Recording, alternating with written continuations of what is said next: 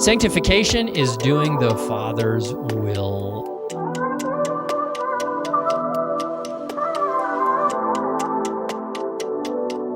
That seems so evident, doesn't it? No, careful. Sometimes we do the pastor's will, our ministry leaders' will, the church's will. Well, what's wrong if that's the right thing to do? Nothing, but you didn't do it for the right reason. There are people who do good. Oh, I'm going to step on somebody. I love you as I say this. Well, I know I'm going to step on your toes. There are some people that are so satisfied with how good they think they are because of the good things that they do. Listen to me. You do the good things because you were taught that doing the good things was good for you. I do the right thing because it's the right thing to do, because some point in your life you were taught that the right thing is better for you. So you're doing it because you want to do it. That's good. I'm not coming against that, but in the kingdom it's different. We don't do it because it's the good thing to do. We do it because our Father wants us to do it. It's totally different.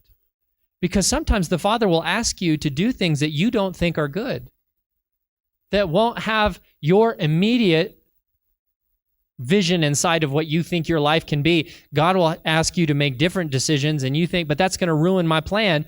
And you're right, it will ruin your plan, but it's because God has a better plan.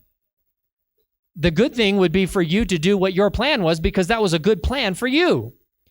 But when God says, I don't want you to do that, you have to make a decision. Are you going to do your will or God's will?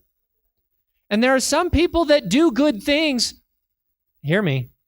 They'll do good things because they want other people to know that they did good things.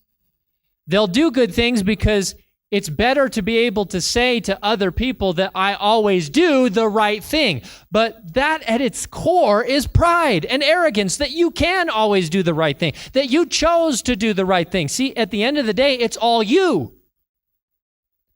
But when it comes to the kingdom, when we say, I'm doing these things because God wanted me to do it, when people say, oh, you're such a good person, look at what you've done, look at how you did this, you'll say, no, I didn't do any of that. That was my Father's will. That's why Paul says, when we boast, the church boasts in the Lord, not themselves. Because we realize that anything that we're doing is not because of us, but it's because of Him. That's about being changed. That's about being sanctified. That's about being separated. And sanctification is doing your Father's will. Why? Because it's what Dad wants. That's why.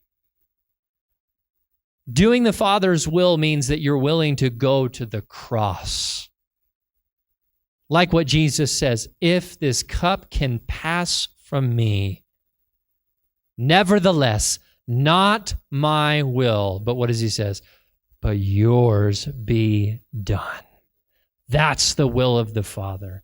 That's sanctification. And by the way, just as a cool note for all you Bible scholars, right before that is when Jesus said, I want them to be in the world, but not of it. And I'm praying for them that they would be one as we are one. It was out of the unity that Jesus had with the Father that He could say, not my will, but yours be done. And it will be your unity with God that will lead you to say, my Father's will over my own. And church, that's sanctification.